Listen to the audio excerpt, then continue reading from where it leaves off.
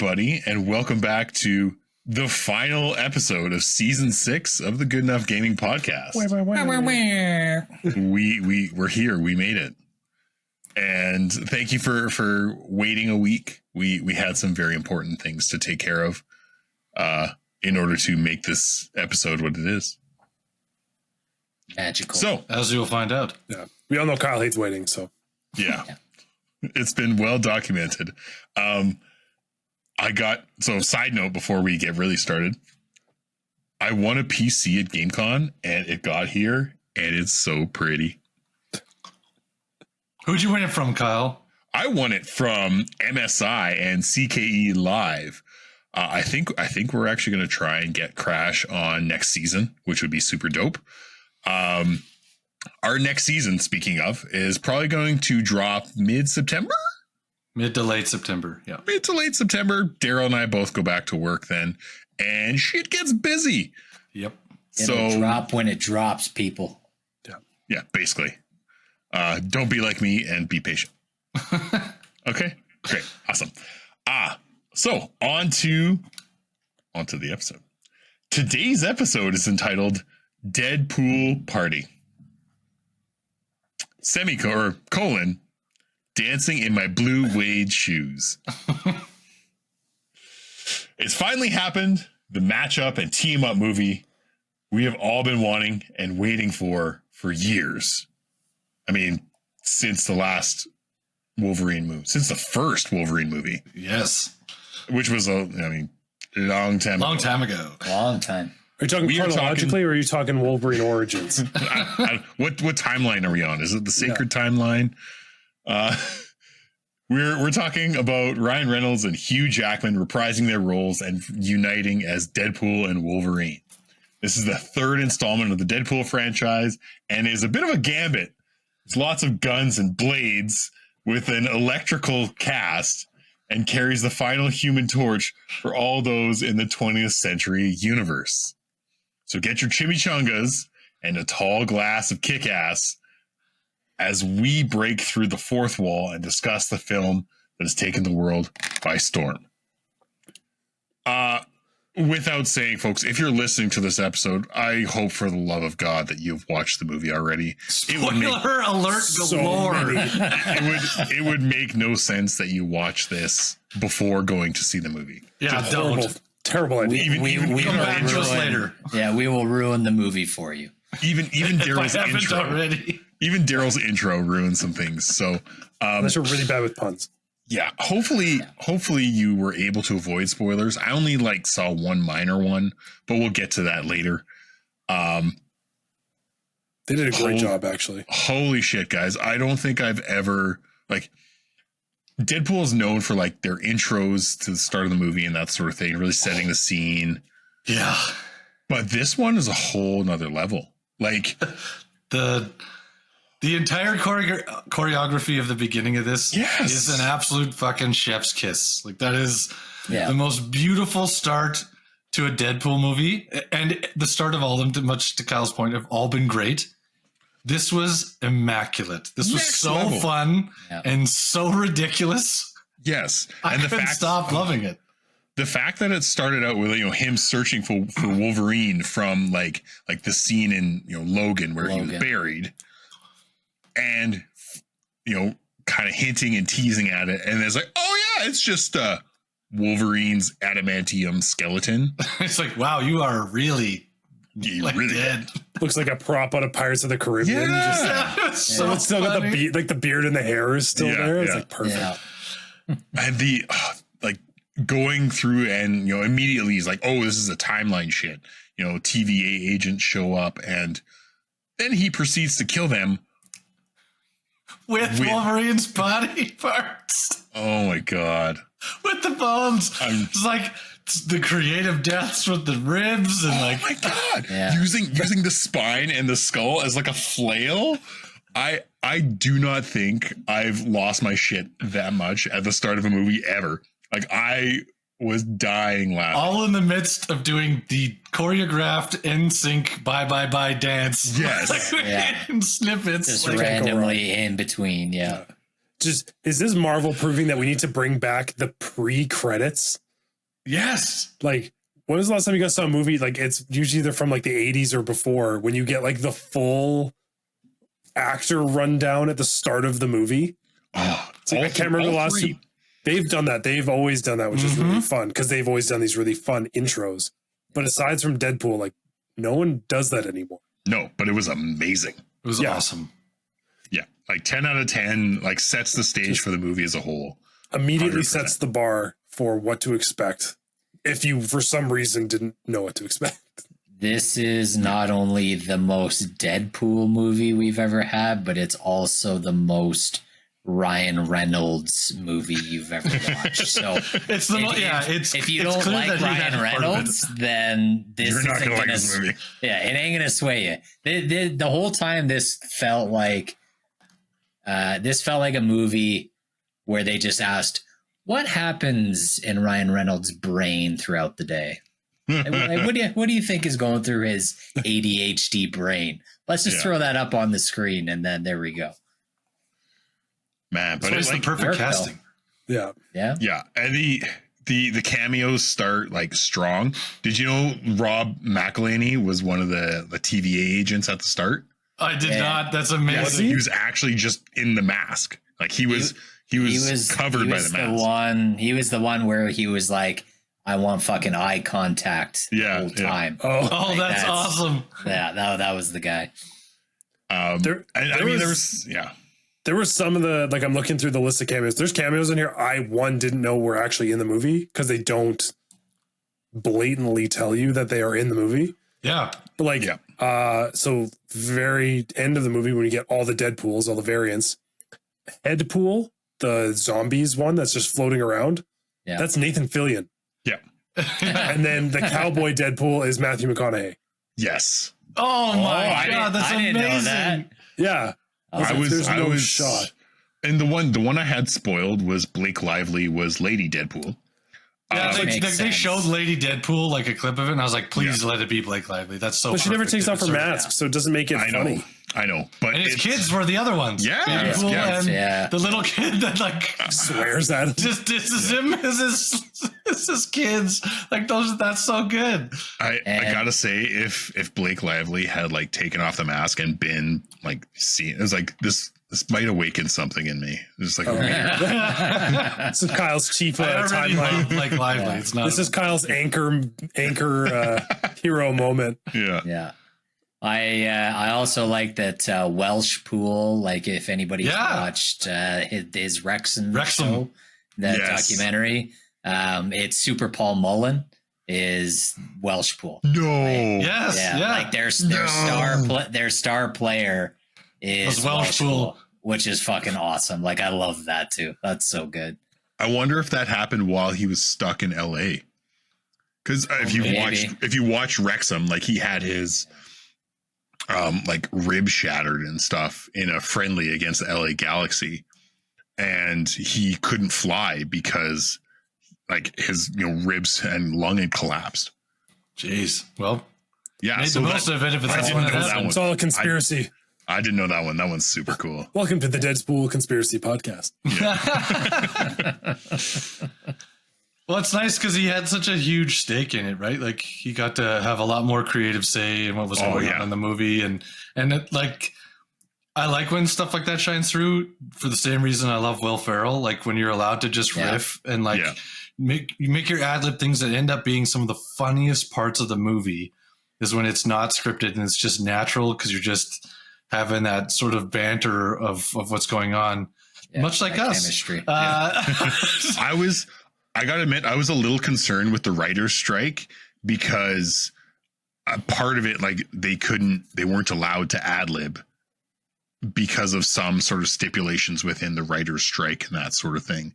Really? I think so much of this group though that was on this project did not care about that. Like, they've said it in a bunch of interviews too. They were like, we would say some outlandish shit. And we would present it to Kevin Feige being like, okay, there's a 98% chance that he's going to cut this. And he's not going to prove it. Can we just get rid of the multiverse thing? It's so overdone.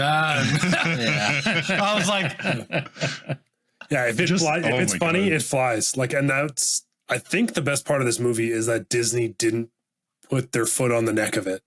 No, they let it. Like a hard R movie. Yeah, we're bringing it. Oh, fuck. This was like watching like a full action movie with like the original like college, like American Pie raunchy comedy. Yeah. Like, I think everyone from our generation is like, fuck, I missed one of these movies. It's the highest grossing rated R movie ever. Really? No. An opening weekend. It's the really? Best performing rated R movie in the history of.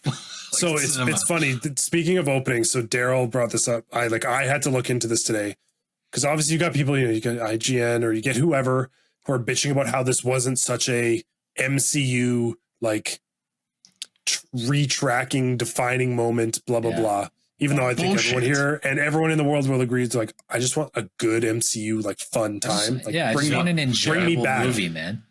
So this is part of Phase 5. So up next we still have the next Captain America, and then we have the Thunderbolts. Yep. Yeah. Previous to this in Phase 5, we've got Quantumania, Guardians 3, and The Marvels. Combined opening weekend of those three movies, domestic box office, because that's what people seem to give a shit about, $268 million. For all three of them combined. 268. Deadpool 3 so far on opening weekend was at 221. It's almost beat them by Jeez. Yes. Yeah. And it's at 444 worldwide. Yeah, like and all three of those movies, the previous movies, only made $1.5 billion between all three of them. So I could see this potentially blowing up. I could see this potentially like overcoming all three of those. Yeah. 100%. Yeah, no question. Yeah. The thing is, I think they need to recognize is that you have to have characters that people actually give a shit about in your major movie title. Like and Deadpool, Ryan Reynolds is an amazing casting for this. Spot on, perfect cast. It's Hugh Jackman is a phenomenal Wolverine. Like none of these you're things gonna do this till you're 90. Like this is what you get when you put the right person in the right role, and your depiction of the already loved character from that, like from afar, is put into place exactly the way you would have dreamed it to be. Yep. This is what you get. Yeah, someone that's actually passionate about it. It's like the one true Blade. There's only one of me. We'll get to that. But yeah, it's the same reason why Iron Man was so synonymous with the MCU, because Robert Downey Jr. He inhabited that role. Like he is Iron Man, you know? Yeah, he's Tony Stark. Same thing with Captain America. I thought Chris Evans was an amazing Captain America. Yes. Like, Chris Evans is a great Human Torch. He's fantastic. 10 out of 10. Probably one of the best Marvel movies out there. Oh, God. Well, this one is with his reprised role. Well, I mean, we may as well jump right into it with Trevor's little segue. Let's talk cameos, man. There's a bunch of them. Oh my God. Okay, can we go back to like the very early X-Men movies and just appreciate that they went back and got like Sabretooth and Toad and Blob and even like Pyro. Not just that, they got the original people. Yes. They came back. Lady Deathstrike. They had Azazel. Like all these different people that appeared in these 20th Century Fox movies. I love that they had the broken 20th Century Fox sign. Yeah. In the void. Yeah. with the Marvel, with the Avengers helicarrier in the back. Yeah. Yes. There was so many good callbacks to like, and even at the very end, like the credits scene as they're rolling, they had behind the scenes footage from essentially every 20th Century Fox movie that they made. That was actually like a really nice, like the cheesiest Green Day. Everyone, same thing. Everyone from our generation will know that song from every fucking high school graduation. Yeah. I thought that was a nice little like homage piece. I was like, because essentially, like this feels like the end of that entire universe. Like this was the final send off. Yeah. I kind of got that vibe that's it. 20th Century Fox, anything to do with Marvel is it's gone. Because I think Disney's just flat out paid for it. There was one, Kyle, there was one you missed, and I had to look this up, and I was like, holy shit, I forgot about that guy. There's a guy in a red striped shirt.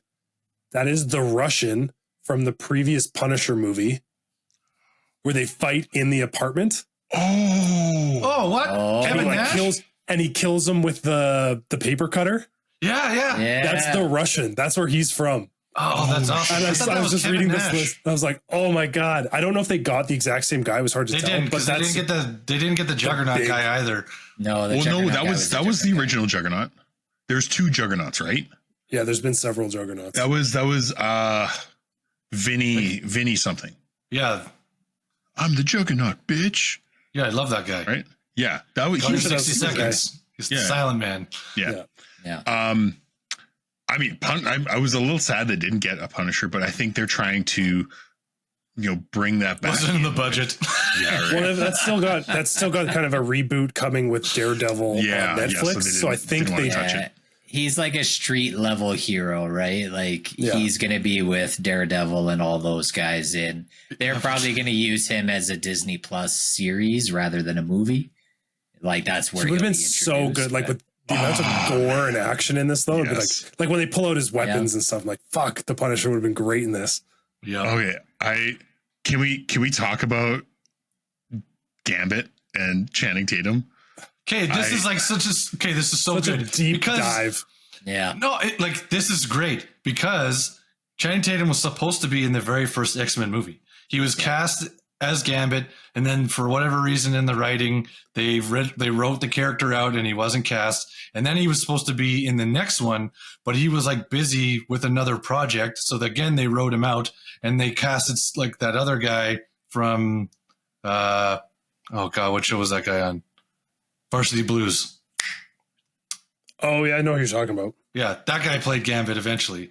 But I was like, and then he was supposed to have a standalone movie. I remember that. He was supposed to have an Origins movie, yeah. Yeah, like he was supposed to have his own thing. And the first one was so bad, they took them all off. It went through three different writers. And nobody could come up with it, so they just scrapped the project completely, and it's gone just like the new Blade situation, which, again, come back to. Makes me sad.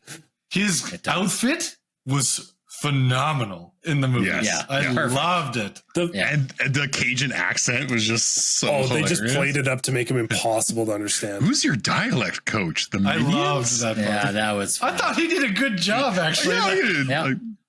I think they told him to like turn it up to 11. They're like, give me the most mumbled Cajun. Yeah. Like someone say, Monsieur. Yeah. I think I sent you guys a meme the other day of the one coach from the Water Boy. You know, the kid. Yeah, exactly. It's so funny with Channing Tatum, like Gambit's always had the little metal thing, hood, whatever you want to call that. The headpiece. But obviously in cartoons, you can draw it however you want. You can make it as skinny and as flexible as you want it to be, but actually seeing it on a real person, or he's kind of doing kind of like a Batman kind of thing. Yeah. I was like, Channing Tatum's already got a pretty thick neck. Like that just, it's like, dude, it's just out here. Yeah. I thought it looked great. Chest armor, like the staff, and his combat shit looked great. Like when his stuff was lit up, the cards. Well, and I love like he was able to blow up body parts with cards and the staff too. Like there were multiple times where he'd hit a guy and then there'd be like that delayed explosion of the like the ankle shattering. I thought that was perfect for that character. I make things go boom. Now, is there anybody you guys wish they had put in the movie? Ooh, I have one. I wish they would have brought back this, like the Cyclops from the first X-Men, just so that Wolverine could have killed him. Actually, I've got two. James Marsden or whatever his name was. Yeah, it'd been awesome. Yeah.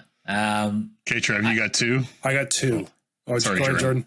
Well, I was just gonna say the only thing that disappointed me was that X-23 was in trailers. I don't think she should have been shown in any of the pre-release trailers. They did a good job. Nobody else was spoiled in a trailer for cameos, but it was like, that extra wild how many people they got through without. I lost my shit a couple times where like Daryl and I are sitting there, like turn and look at each other, like, are you fucking seeing this? Like Wesley Snipes walking out. God, like Henry Cavill as Wolverine. In the world of like ruin everything, here's the leaks, here's the spoilers. Daryl's number one gripe.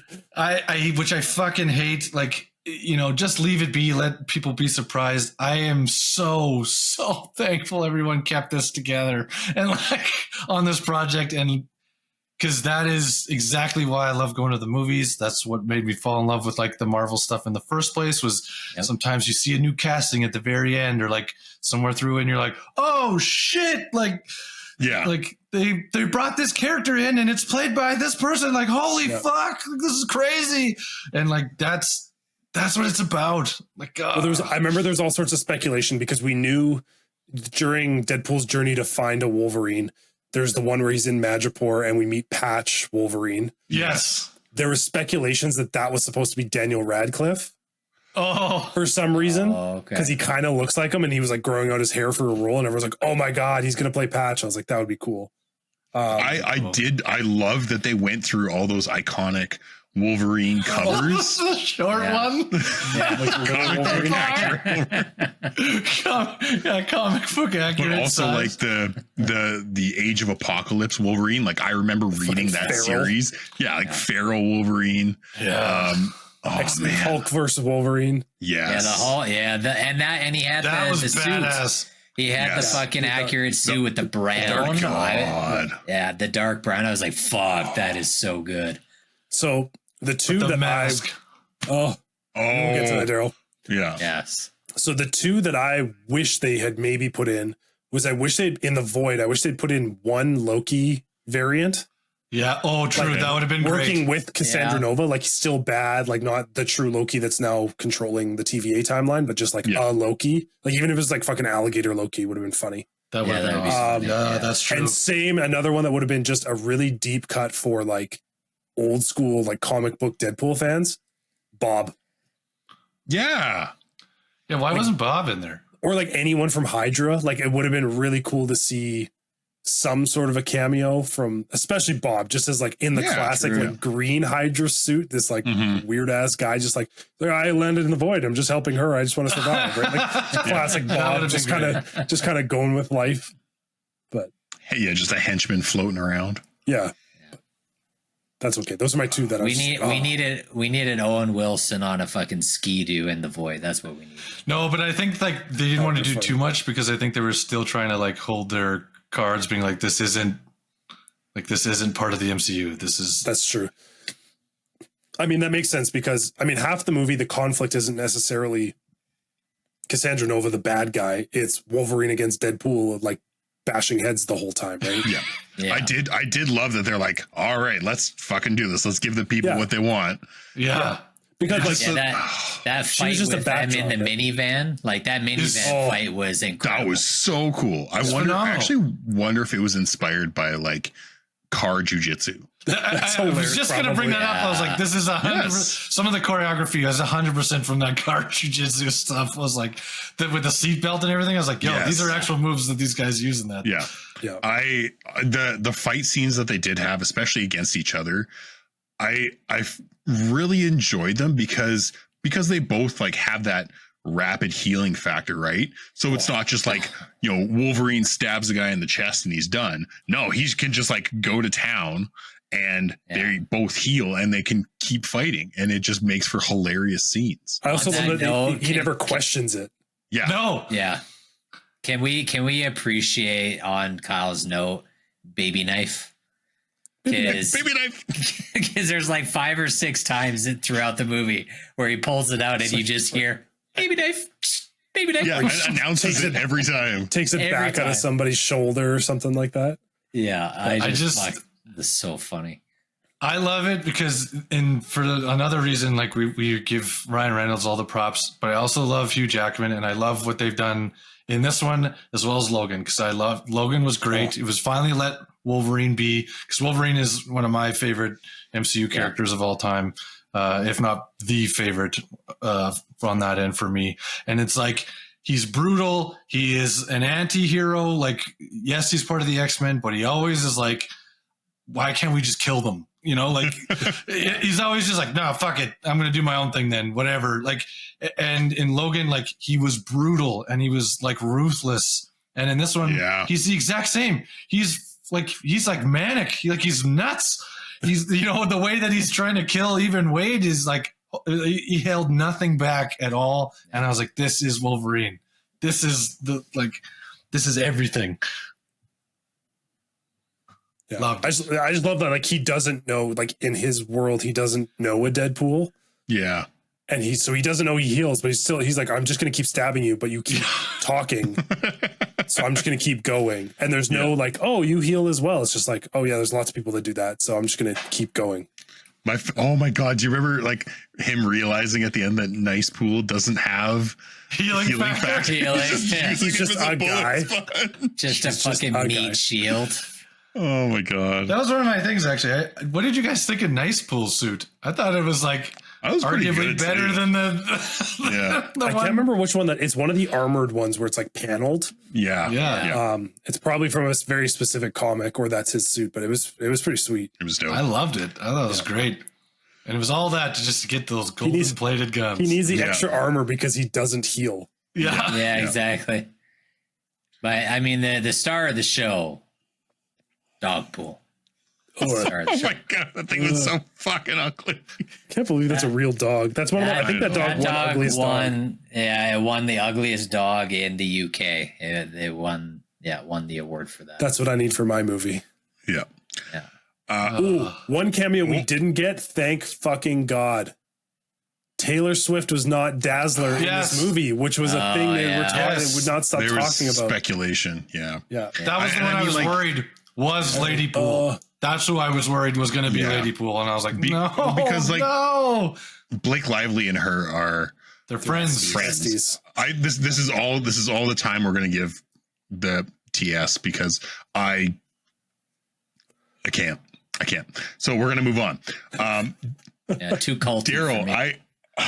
Daryl, I would really, really appreciate you filling us in on what you have for the Danger Dome this week. Ooh, the last one. Okay, so I cooked up something crazy for this week. So without further ado, let's get into the Danger Dome. Fantasy Face Off. Fight. Let's get it. Final countdown. For those of us that are just listening for the first time ever, what is wrong with you? Number 2, this is the Danger Dome. And this is where I take character or characters from any universe and I pit them in a fight, the battle to the death to see who wins. And I actually have to read this one out because I had to try and balance these teams out. Oh, no. Teams. So it is a 5-on-5 matchup. Overwatch? No, Marvel Rivals. And this is entirely based off of. I came up with this after I watched the movie, so this is brand new. This has not been cooking for a long time. This was like, I have to do this. This makes the most sense. So I'm stressed already, man. In the theme of some dual castings, Team A is Captain America, Human Torch, Venom, Green Lantern, and Cable, played by Chris Evans, Michael B. Jordan, Tom Hardy, Ryan Reynolds, and Josh Brolin. Okay? That's Team 1. Team 2 is played by the exact same actors, except it is the Human Torch, Killmonger, Bane, Deadpool, and Thanos. Oh, okay. Question. Thanos, does he have no Infinity Gauntlet? He's still a fucking god, though. He's still a powerhouse. That team wins. That team wins because Ryan Reynolds' Green Lantern's fucking useless. That's the decider. That's the decider right there. Captain America, Venom, and Cable together? Like, that's a pretty... It's a deadly combination. Get some cool Marvel Alliance team-up powers in this. Yeah, so again, Chris Evans, Captain America, Michael B. Jordan, Human Torch, Tom Hardy, Venom, Green Lantern, Cable. The other side is Human Torch, Chris Evans, Michael B. Jordan, Killmonger, Bane, Deadpool, Thanos. Okay, but who's the better Human Torch, Chris Evans or Michael B. Jordan? I think that's a Green Lantern question right there. They're both equally awful. I can honestly say I've seen who I want to win between the Vancouver Canucks and the Oilers. Yeah, I've seen Chris Evans' Human Torch. I never watched the other one with Michael B. Jordan because I was like, this is awful. Booty cheeks. Okay, I'm gonna call first here.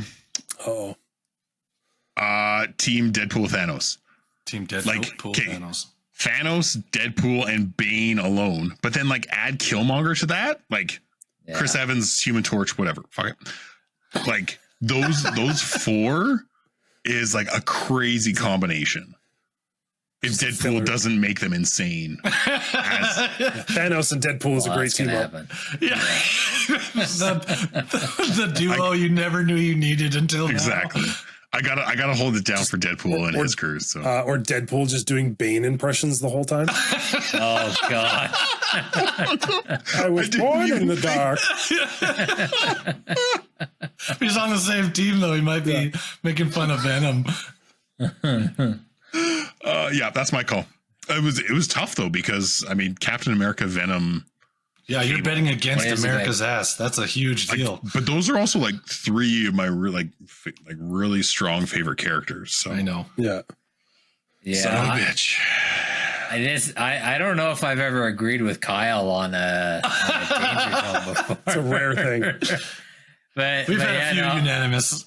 Yeah, I'm with him on this one. I think the X factor in this entire matchup is Killmonger. I think interesting. I think he's just he's that utility character. He can go toe to toe with power.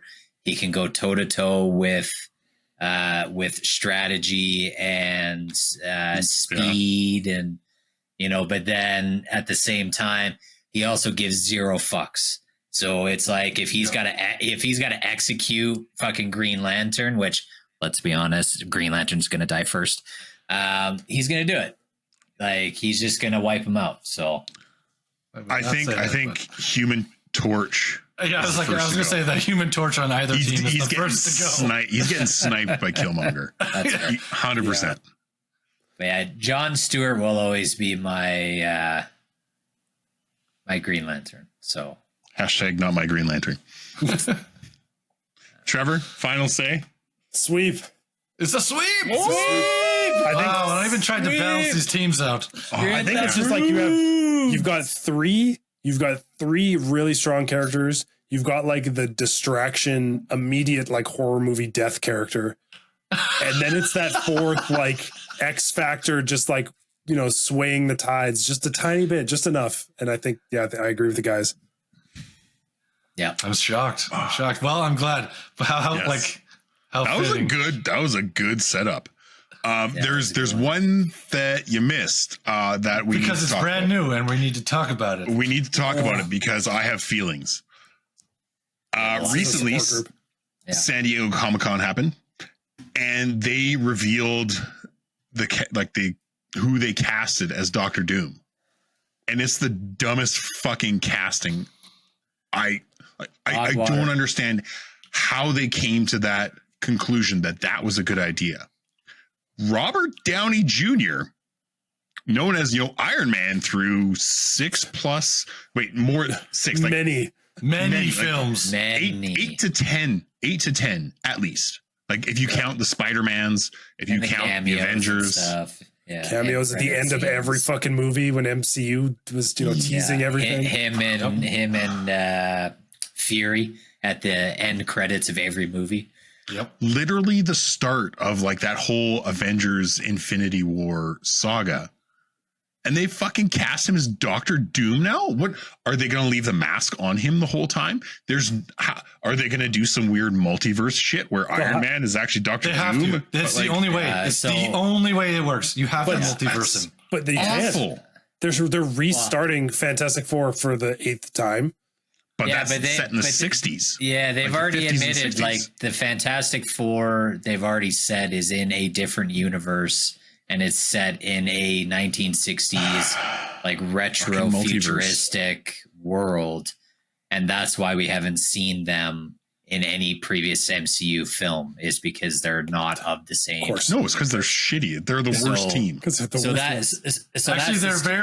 They're very well regarded in the Marvel universe and the comics, but like they're the worst. They're the movies. They've just been underutilized. Yeah, they've just been underutilized. Well, besides Reed Richards, Reed Richards is perfectly like viable character to put in. Sorry. You don't need Spaghetti Richards. Yeah. Yeah.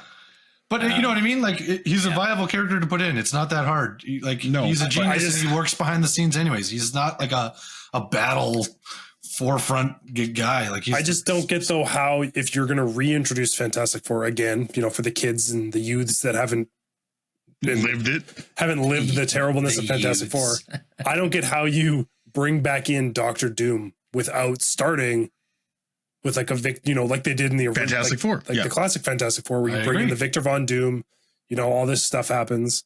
So that's the rumor right now, and I'm gonna fucking put money on it as well. As I think you're going to see Tony Stark as he's going to be in Fantastic Four.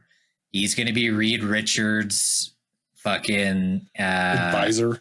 But they're going to be, because they were roommates, right? Like, they were roommates in college, and that's where that connection happened. I think instead of Victor Von Doom, it's going to be fucking Tony Stark, but in a different multiverse. And then literally, and then it's going to blow up. Whatever machine he's working on is going to blow up in his fucking face, melt the Iron Man mask to his face. Yeah, and then he's going to have the mask on for the rest of his theatrical run in however many movies it is. Are they going to take him in the cave? And when he tries to make his mock, because like I don't know what they're going to do, but in one of the comic book worlds, he is Doctor Doom. Infamous Iron Man. Infamous Iron Man is where he becomes Doctor Doom, and Iron Man is like one character. They're going to use that storyline. I guarantee you. I hate it. No, I hate it too. Makes me sad. We don't have to like it, Kyle, but this is what's happening. It's turning into a giant episode of What If. That's what it feels like. I wonder if they'll tie in the Watcher with that then. It could be. It could be the tie into What If, like, completely. Yeah. What makes me sad is, like, part of the reason why the MCU was so successful was the early movies took relatively unknown actors or unproven actors and threw them into these larger than life character roles, and they fucking crushed it. Like Chris Evans, up until he was Captain America, was like the rom-com sexy face guy.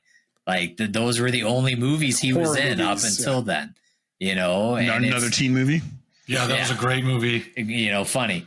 But like he's in like movies like Snowpiercer and like other stuff like that. And all their villains, it was the same thing. They took these people that were not really famous and it's like, make this iconic character. And now it's like they're afraid to do it. And then I can understand a little bit of it with the whole Kang fiasco and whatever that actor's name was. Get rid of it. They had to just Jonathan Majors. Yeah, like they had to basically swipe all of that under the rug. I don't know what they're going to say about like how like he didn't become the major threat or whatever. But, Kang died. Yeah.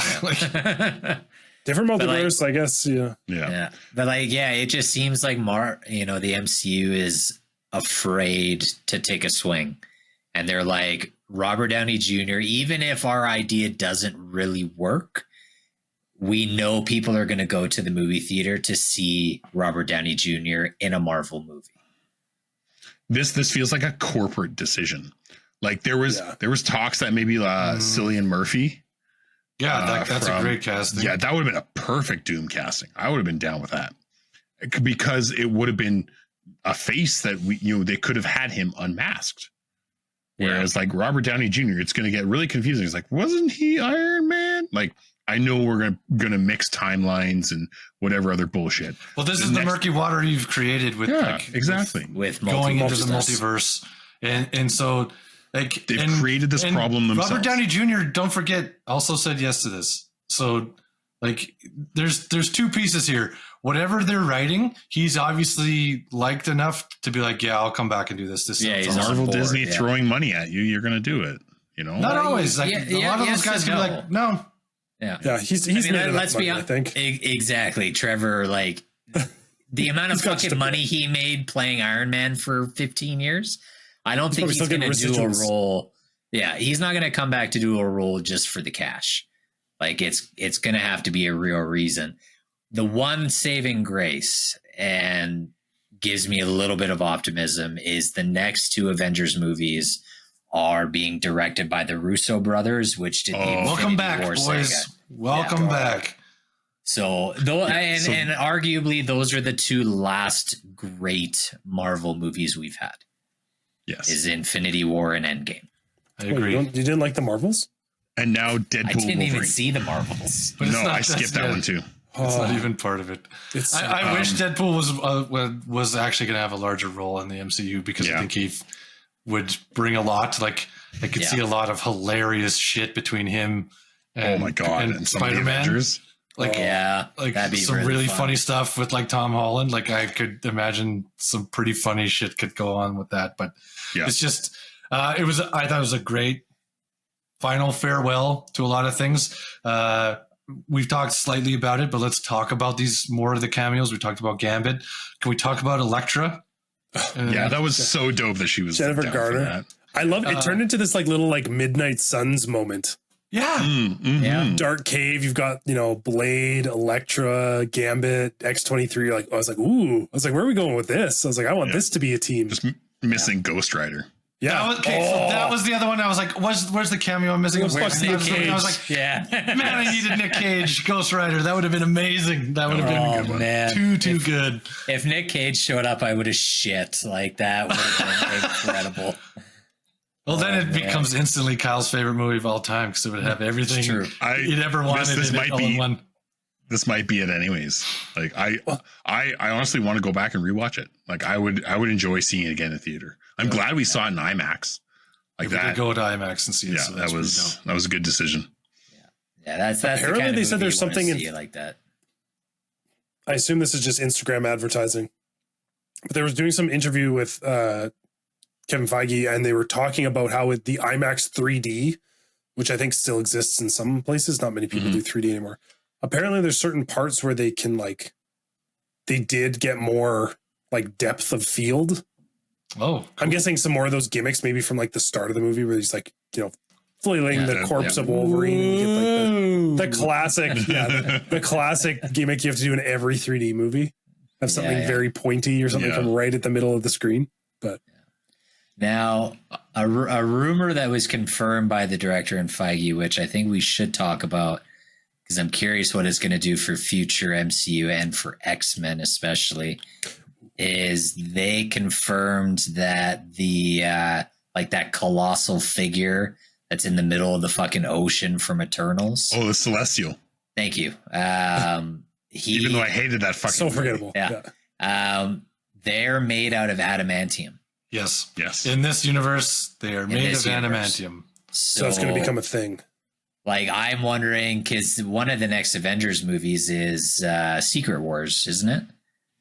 Yes, but even before then is the Captain America New World Order.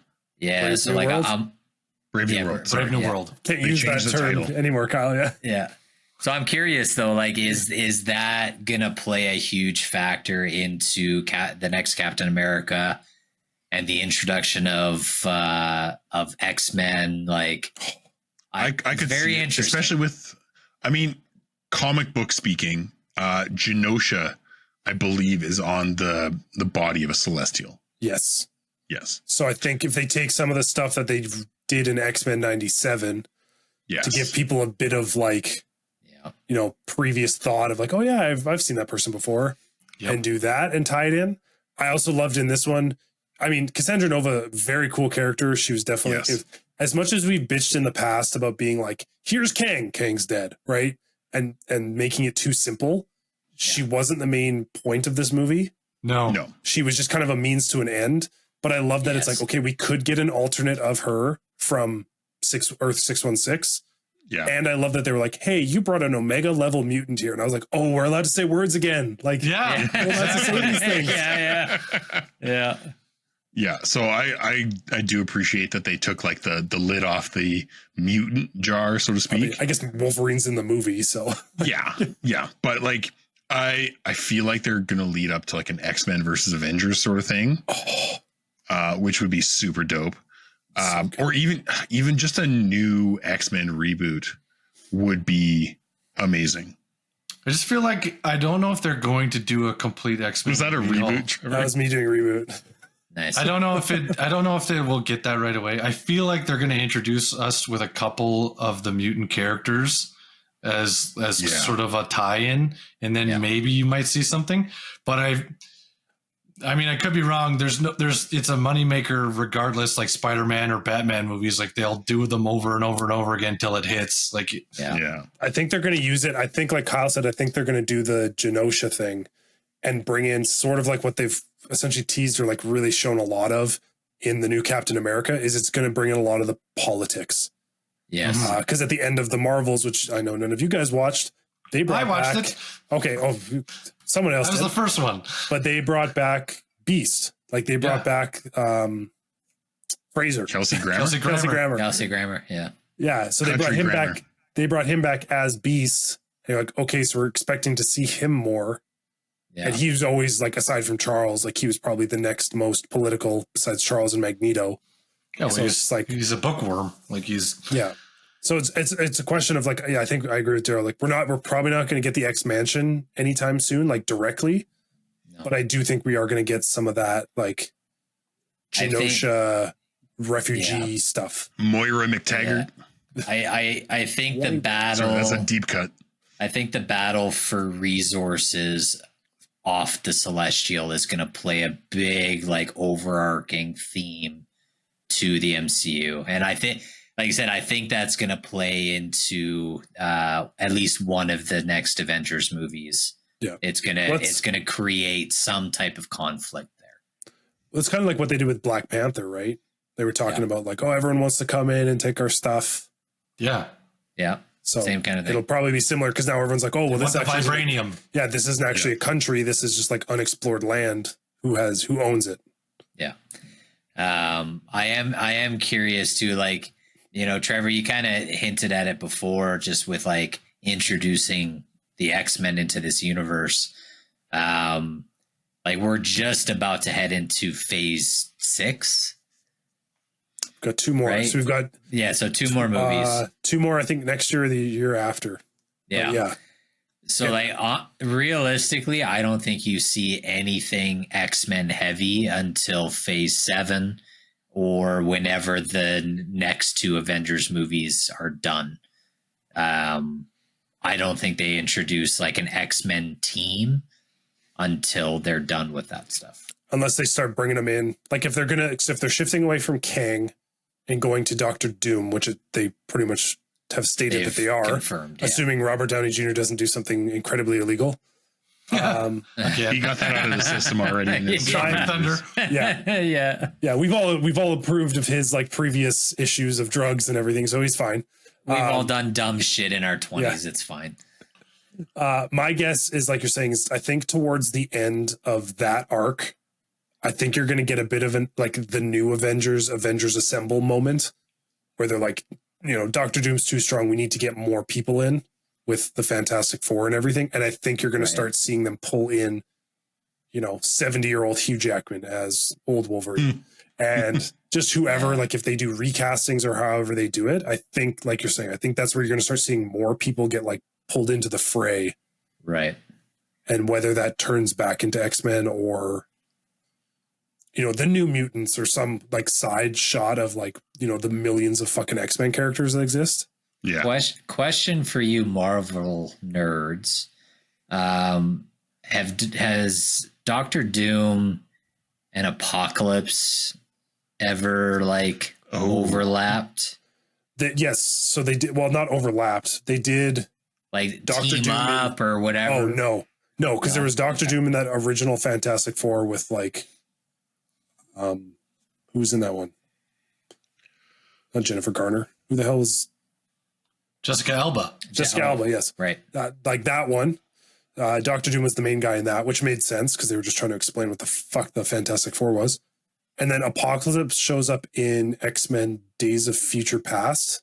Yeah, I'm just wondering comic book wise. Like I know movies wise they've never overlapped, but like I'm just thinking comic books, have they ever I don't think there's going to be like I don't actually know. I don't think there's going to be like a team up thing or whatever between them. I don't see Apocalypse coming back soon because I mean they did that one somewhat recently. I mean it was a shitty movie and he looked like Ivan Ooze from Power Rangers movie. Yeah. But they did introduce him in X-Men 97 at the end.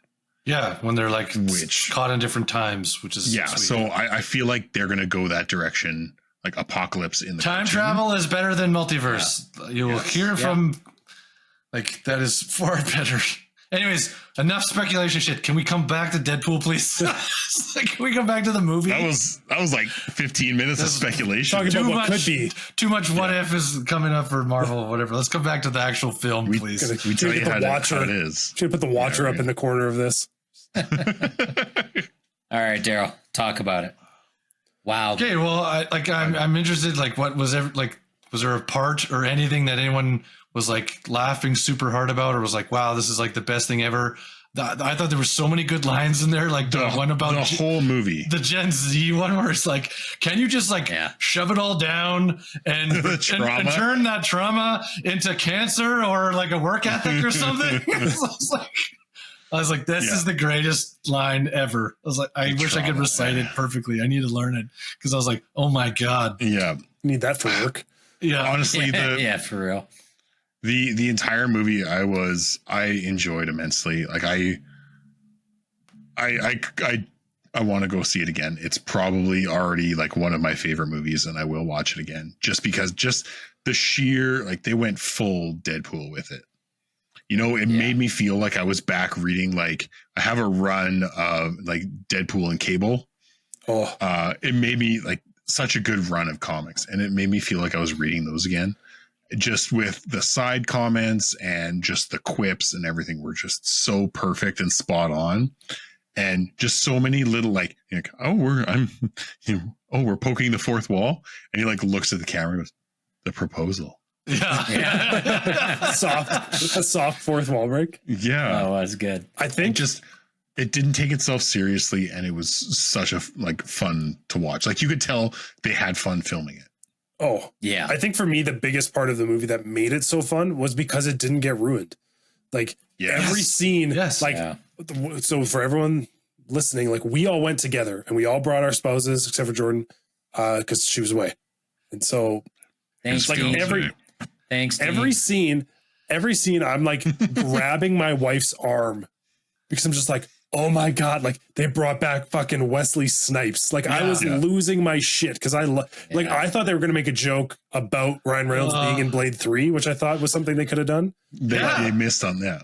But like everything wasn't ruined and they got so many cameos that you're like, there's no shot they got all these people in this movie. And even the little one that I was freaking out about was when he goes to get Short Wolverine. The scene at the bar, I'm pretty sure is word for word from the original X-Men when Wolverine is out in the Canadian wilds in the bar. I can't remember who comes to talk to him. Someone comes to fuck with Wolverine and he's sitting at the bar drinking. And that whole scene, I'm pretty sure is like the same set or like designed to be almost identical to the original movie. I'm just like, these like little moments where you're like, oh my God. On that same note, one of the fight scenes between Deadpool and Wolverine is a shot for shot copy of the first Spider-Man. Tobey Maguire. Where he's ducking and weaving the bully trying to hit him. It was this like shot for shot, same thing. Which is just like little tiny like again, like homages and pokes at it. It's just so good. It just felt so opposite to all some of the stuff we've been getting lately where they're like, don't read the comics. Just take these characters and make something interesting and sprinkle in these little bits. Whereas this felt like, okay, I need everyone to go back and watch all of anything Marvel related. Like go back to the beginning, like go watch the David Hasselhoff fucking Captain America and like get inspiration and bring that in because that's what people want to see.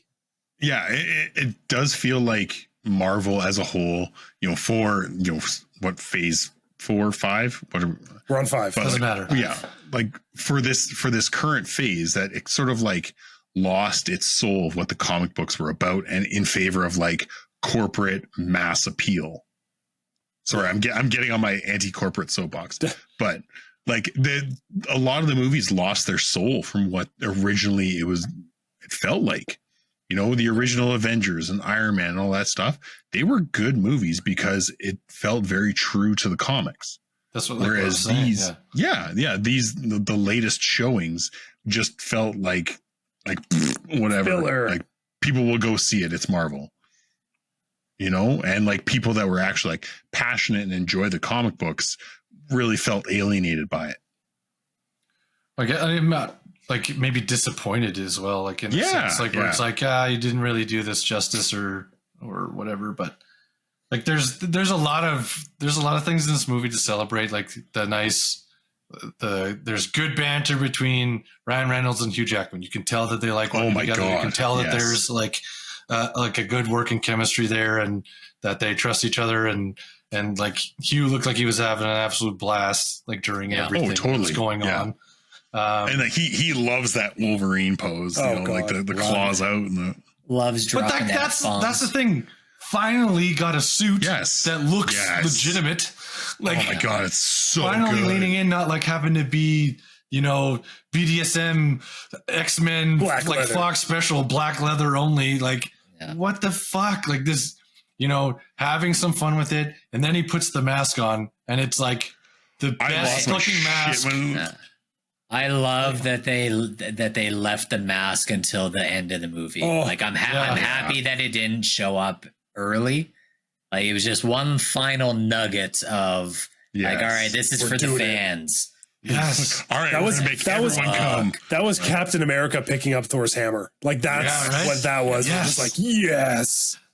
I mean, maybe not the same level, but pretty close. But it definitely hit that. Well, it still was awesome, though. Yeah, that's still a huge moment where everyone like you kind of they did it. Like takes your breath a little bit, like it's happening. Yeah.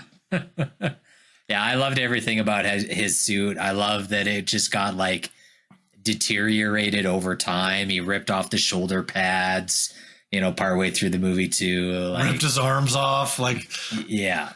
So yeah, the whole thing was just perfection. It was great. Yeah. So do we want to wrap? I mean, we're sitting on an hour here. Yeah. Do we want to wrap this up with final scores? Let's do it.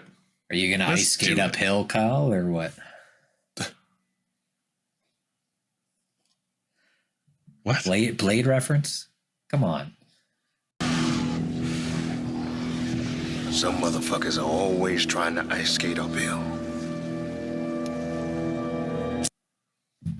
You lost me. Oh God. Jordan, give your score first. It's probably like 8.5 for me. Really enjoyed it. Yeah, it's a bit of a Ryan Reynolds fever dream for me, which like I definitely like him in a lot of things, but he can also be a lot. The Proposal. In certain things. The Proposal. But again, I've had this complaint with every movie in this phase. As enjoyable as this was, it is a self-contained movie. What the fuck is going to happen with the MCU? You know what I mean? But this isn't part of the MCU. That's the whole thing. That's what I'm trying to get across. It's not. It is and it isn't. Like this was them trying to transfer it over into They're bridging the gap. Just makes a lot of implications. Yeah, which is fine. But yeah, we still don't really know what's going to happen with the future of the MCU. So, okay. But yeah, Trevor, score. I'd give justification. I'd give it a 9. I think, like Jordan's saying, like if you go in expecting this to be another start of the next great Marvel phase, you're going to be disappointed. This is here's a bad guy, Scooby-Doo takes off the mask, the bad guy's defeated kind of movie. Yeah. But I think the ride, right? Like if you were like, hey, I want a comic book movie that is gory, that shows the blood, that shows the true like Deadpool being Deadpool stuff, that we've just not been allowed to, you know, Disney hands off. Like I can't even think of like the last time we really saw stuff like that. I think the most gory thing we've seen is like Doctor Strange getting like surgery on his hands. It's like the most gross thing that they've ever shown. The first 5 minutes of this movie sets the tone of like, okay, I know what I'm getting into and I'm here for it. So I think they could have, you know, made it a little bit more serious in some points or like added a few things here or there, but overall, like very much worth the watch. Daryl. Well, I have to take minus points for having to stare at Peter's gooch in the suit. But oh my God, the tucked up. Yeah. That's how powerful he is as a Deadpool. Peter Pool is the most powerful Deadpool. No, I'm the same. I think this one's a 9, maybe 9.5. Kind of in that range for me. This is my favorite Deadpool movie of the three. I think this has the best. And for me, I think this has the best like fighting scenes, sort of like showcasing Deadpool and Wolverine's actual power and moveset and like skill set, and just kind of I thought that they played off each other really well in lots of regards. So I thought that like that was cool. I'm really glad they didn't go with that alpha cop like turn it into a Marvel movie 10 minutes in. That no one had an idea that this was going to be the actual movie like plan. I'm glad they scrapped that because that would have been terrible. I'm glad it's doing so well. It's kind of fucking stupid. Yeah. But because like to Jordan's point, that would have been like Ryan Reynolds like got full control of everything and got to do whatever he wanted with it, and that could have been disastrous for the budget. That could have been a nightmare. But yeah, like the cameos were phenomenal. I thought this and the suits and everything looked great. It was nice to see Wesley Snipes back and Chris Evans playing Johnny Storm and just like all of those things. It was so fucking funny. It was so good. And just like all the little pieces that kind of got wrapped up at the end. I thought that was a really nice culmination to everything 20th Century Fox that kind of got its like everything that was kind of left open, got its last hurrah, got its ending, got its like last piece to just say goodbye to those characters and just know that like that's their time to ride off into the sunset now, and that chapter's done. And now again, like MCU can do whatever they want with those characters and those licensings and all of that stuff. But I thought it was a really nice way to wrap up that universe and just make Deadpool feel like a part of it for just a fraction of a moment when we know like they're done. All of those guys are done. Kyle, I'm going to jump in before you go. I also just need to comment how good the fucking soundtrack in this movie was. Yeah. Soundtrack is great. They paid for some licensing. Yeah, they paid for some good licensing, and they brought some bangers. This is like Guardians of the Galaxy. Yes. Level. Less of a theme. But NSYNC relabeled their music video on YouTube. Like bye, and it said Deadpool and Wolverine soundtrack or something. Oh, that's awesome. That's cool. It's going to be on there. Because it's going to, a whole new set of Gen Z and Gen Alpha are going to be like, it's going to be like that song from Stranger Things from the 80s that blew up again. Yes. Like, running up that road. Yeah, it's going to be the same kind of thing. Running up the hill. I'm gonna piggyback on that. Kyle, suck it. This to me, this is like the perfect summer popcorn flick. Like if you loved the mid 2000s era of movie theater movies where like it didn't change your life, it didn't hit you in the soul, but you went to the movie theater, you had some popcorn, and you came out and you were like, that was so much fun. That's this movie. 40-Year-Old Virgin, American Pie. Yeah. Just all of those. It hits those notes really, really well. So anyway, go Kyle. So cards on the table. I am a huge Deadpool stan. Only slightly. Yeah. Only a biased opinion. Yeah. 12 out of 10. 12. I thought you were going to give it an IGN 6. GameSpot gave it 4 out of 10. 4. Said it had no story. What are you expecting out of this? Is that This is a goofy ass Deadpool movie made by Ryan Reynolds, who loves the character. Yeah. Okay. 12 out of 10. No notes. Love the cameos. Loved everything about it. Lady Deadpool gave me a weird feelings that I don't know what to do with. Peter Pool gave me some feelings. Yeah, Peter Pool. Yeah. I will watch this. This might be like one of my favorite movies, just because of the service that it did to Deadpool and Wolverine, and it all the years I spent reading Deadpool comics and sort of just being like into it before it got like super. It was cool. Hot topic. Yeah, I'm one of those. Put on your fedora. This is an ADHD. This is an ADHD moviegoer's dream movie. Oh my god, it's all over the place. I was very focused, but it works. That's the thing. It was no, it does work. It was so good, and it was everything I hoped. As far as like the Deadpool movies as like a trilogy goes, 3, 1, then 2. Correct. Yeah, that is the only right answer. Glad we agree. Yeah. Other than that, folks, I think that just about does it. Obviously, let us know if our ratings are wrong, if Jordan's is too low. Get fucked. I don't give a shit. Once again, thank you for tuning in. This marks the end of season 6. Somehow we're at 120 frickin' episodes. Thanks for sticking around this long. If you listen all the way through, we appreciate you. Good for you. Share us with more people. We want to be bigger. Now, Kyle, where can people find us in the off season so they can still talk to us? In the off season, Jordan, you can find us on our Discord. You can find us on Instagram or YouTube. All 3 of those we reply to a lot because we're fucking bored.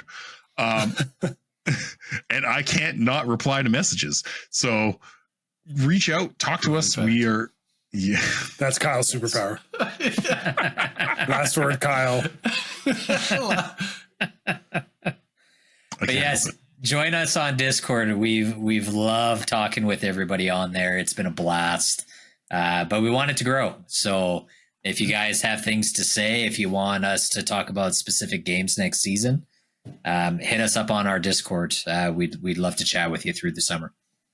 Best place to get to us. Once again, thank you very much. We hope you enjoyed it. Find us on YouTube, Spotify, Apple Podcasts, Instagram, your mom's couch. Ooh, I was about to put that one in there too. I think it was good enough. It's good enough. Yeah, I think it was good enough. Baby night. Maximum effort. Good enough, Pool. Thanks for tuning in to this week's episode. Make sure to follow us on Instagram, TikTok, and YouTube for more content. We also invite you to write an email or join us on Discord to talk about anything from our episodes or something else you would like to discuss in the future.